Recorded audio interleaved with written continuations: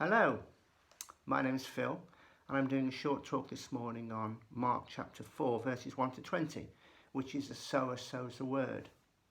I suggest in order to fully comprehend the story, and if you're enthusiastic, you read the parable in all three Gospels, Matthew, Mark and Luke, although I will be basing my talk on Mark's Gospel.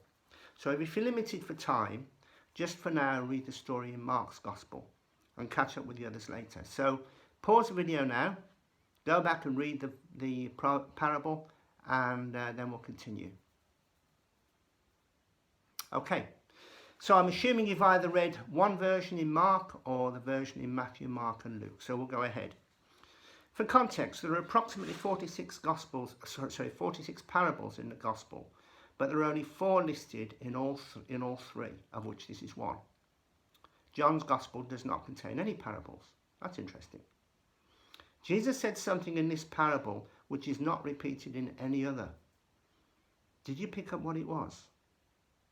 Just go back and have another look. Pause the video if need be. It's in verse 13.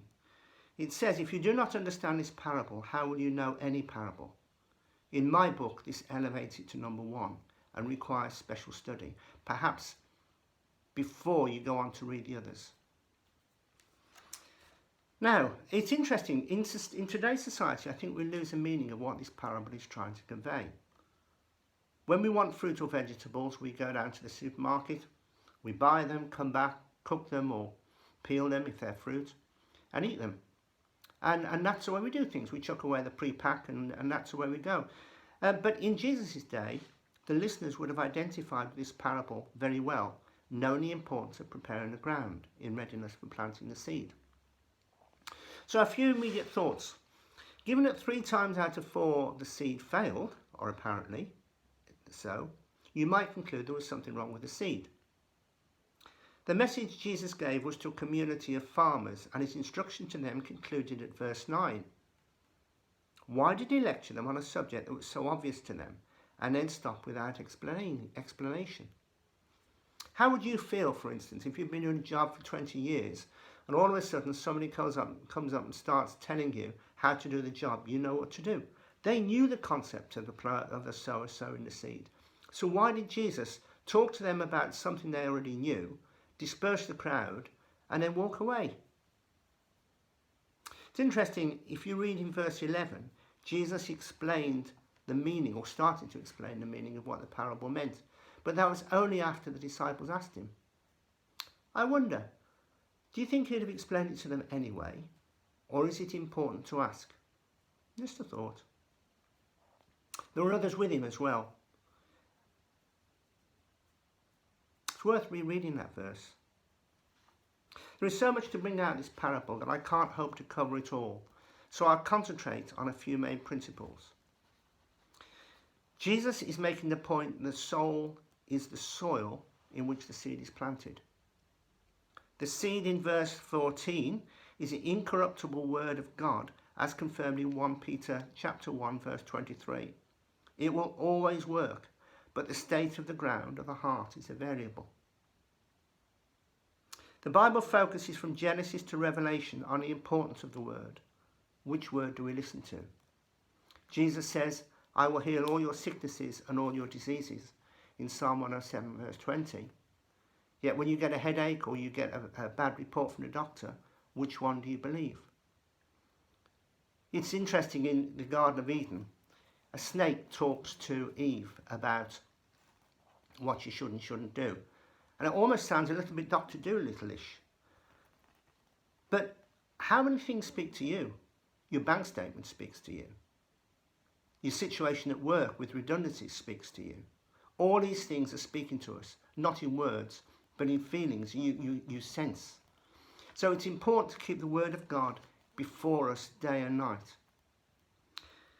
In understanding this parable, we need to turn to other scriptures for clarification, because if you look at the gospel, what it's effectively saying is there are the parable, there are 4 soils.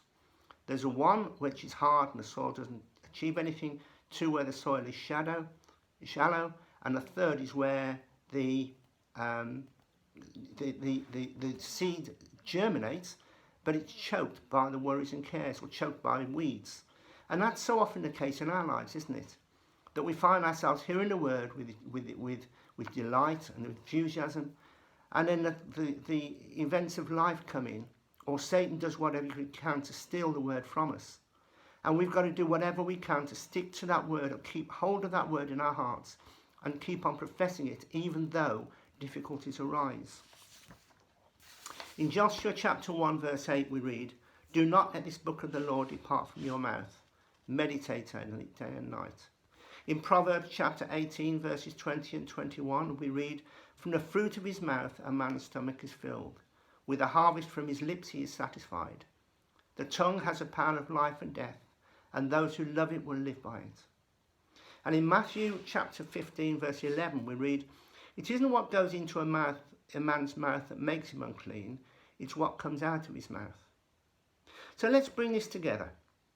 Jesus is using this parable to explain to his disciples the principle that the word is the incorruptible seed, 1 Peter 1 verse 23, and the soil is the heart of man.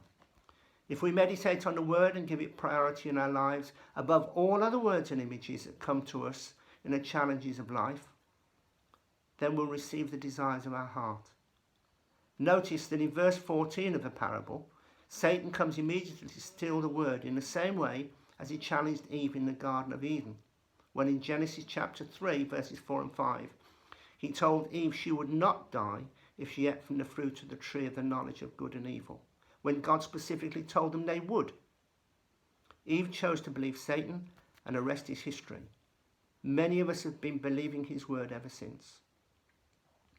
Notice also that in 75% of the cases, the crop did not yield a result. You've got to ask why. Clearly there's a connection between the condition of the soil or the heart and a resultant harvest. There is a connection between the sowing the seed and our receiving it. So if you want to receive anything from God, you've got to be prepared to dig in and hold despite adverse circumstances. So in conclusion, make sure you test positive for faith, keep your distance from doubt, and isolate yourself from fear. Have a blessed day.